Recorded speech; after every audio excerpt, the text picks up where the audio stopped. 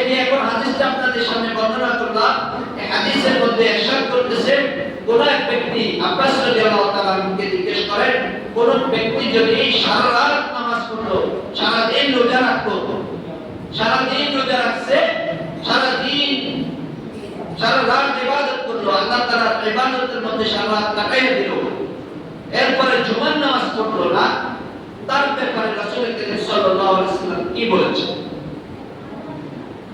তখন আব্বাস রাদিয়াল্লাহু তাআলা আনহু দিনের জবাবে বলেন, আল্লাহ রাসূল সাল্লাল্লাহু আলাইহি ওয়াসাল্লাম দিনের জন্য যে বর্ণনা করেছেন, দিনের জন্য যে ইরশাদ করেছেন সেটা হলো আল্লাহ আদা বিকার, তার জন্য জাহান্নাম। চিন্তা করেন, কোন ব্যক্তি সারা রাত নামাজ পড়ছে, অনেকে আছে নফল ইবাদত করে, মা বোনেরা আছে, পর্দার আড়ালের মা বোনেরা নফল নামাজের প্রতি বেশি আগ্রহ, কিন্তু দেখা যায় নামাজ পড়তে পড়তে, নফল নামাজ পড়তে পড়তে রাত 11টা 12টা বাজাইলো, কিন্তু ফজরের নামাজের খবর নাই। ভোর রাতে অনেকে আছে তাহাজ্জুদ পড়ে আবার ঘুমিয়ে গেছে, কিন্তু ফজর নামাজের খবর নাই। অনেকে আছে ইশরাক পড়ে, কিন্তু জোহরের নামাজের খবর নাই। অনেক নফল ইবাদত করে, কিন্তু ফরজ নামাজের কোনো গুরুত্ব নাই, জামাতে নামাজ পড়ার কোনো গুরুত্ব নাই। অনেক নফল ইবাদত করতেছে, কিন্তু জামাতে নামাজ পড়ার কোনো গুরুত্ব দেয় না।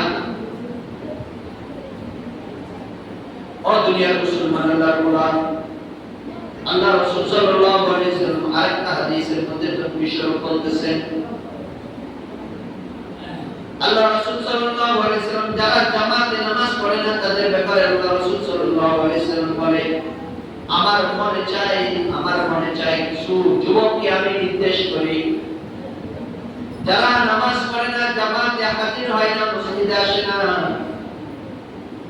তাদের বিষয়ে রাসূল সাল্লাল্লাহু আলাইহি ওয়াসাল্লাম বলেন, আমি কিছু যুবককে আদেশ করি, তোমরা কিছু জ্বালানি কাঠ সংগ্রহ করো, এগুলা নিয়ে আমি তাদের বাড়িতে যাই, যারা নামাজ মসজিদে এসে জামাতে না পড়ে একা একা ঘরের মধ্যে পড়ে, তাদের বাড়িতে যাই, তাদের বাড়িতে যাইয়া তাদের বাড়িঘরগুলো জ্বালাইয়া দেই।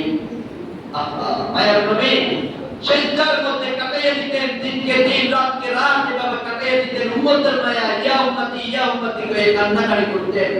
উম্মতের কি হবে, উম্মতের জন্য কত দরদ, সেই রাসূল সেই উম্মতের দরদ নিয়া এত বেদনা তার ভিতরে উম্মতের জন্য, সেই উম্মতকে জ্বালানি কাঠ দিয়া তাদের বাড়িঘর জ্বালাইয়া দিবে।